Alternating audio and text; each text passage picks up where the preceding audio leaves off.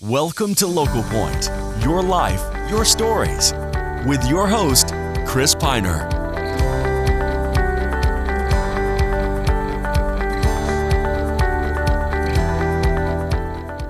Welcome to Local Point.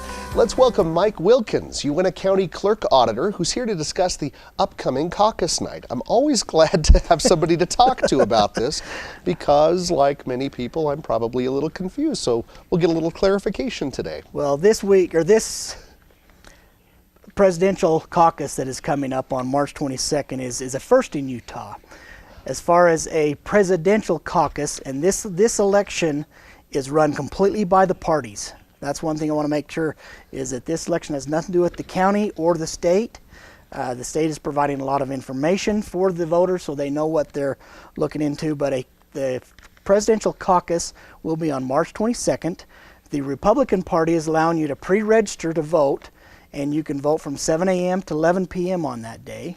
The Democratic Party is requiring you to go to your caucus meetings on March 22nd at 6 o'clock. Now, when you say vote, you mean vote for the candidate in your party that you would like to see be the final candidate on the ballot. Is that how that works? Well, that's as we've been watching TV and all the ruckus that's been going on, is all these other states have been having their presidential primaries and presidential caucuses, as they're calling them.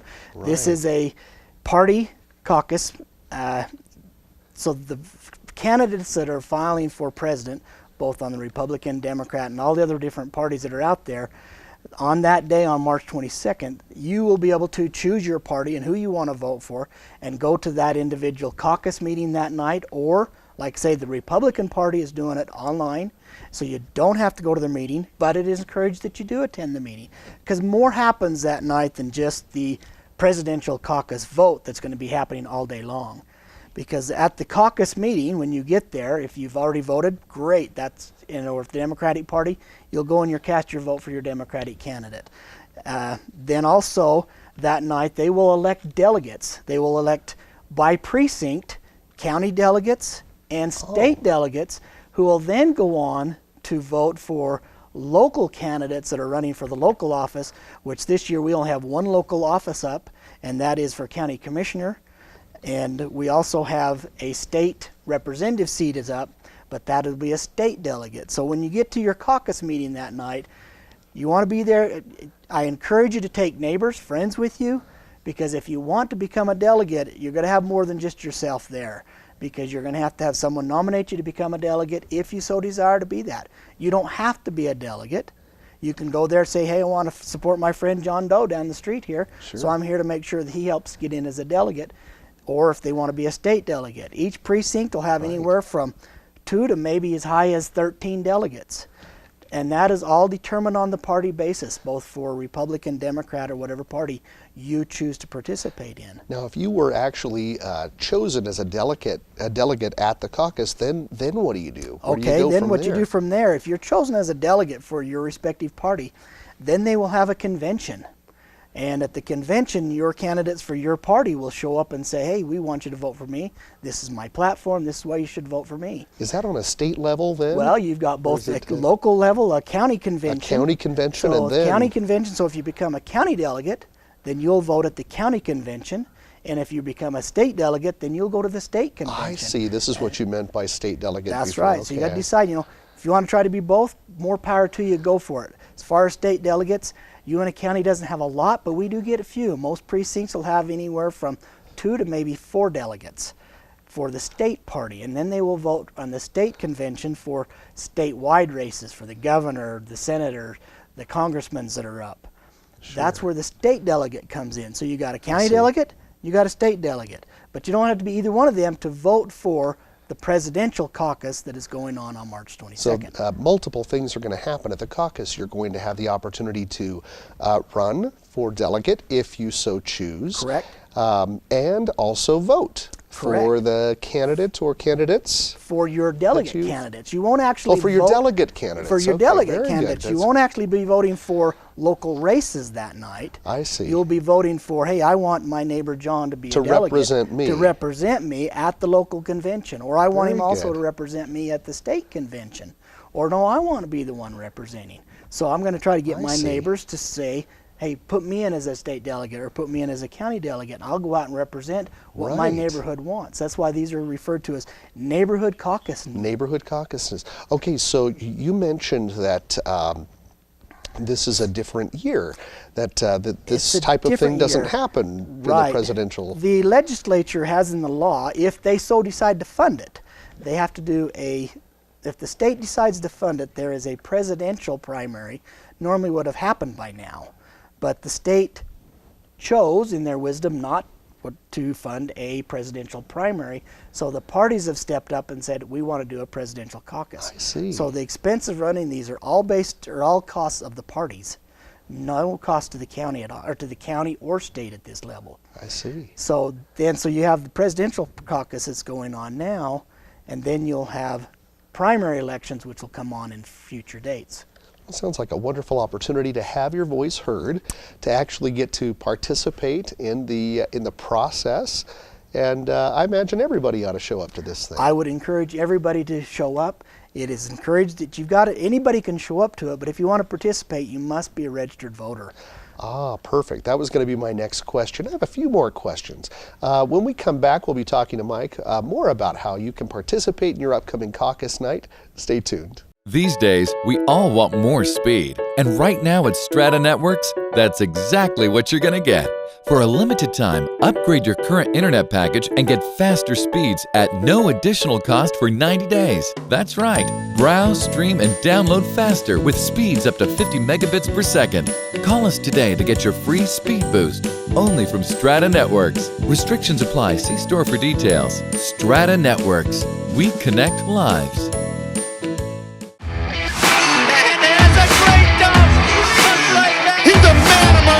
Tonight. Oh, wow, that's a great photo. Just beautiful. I love the effort, the attitude. Nice finish. The littlest in stature, but the biggest in heart. Nice finish. And that's done.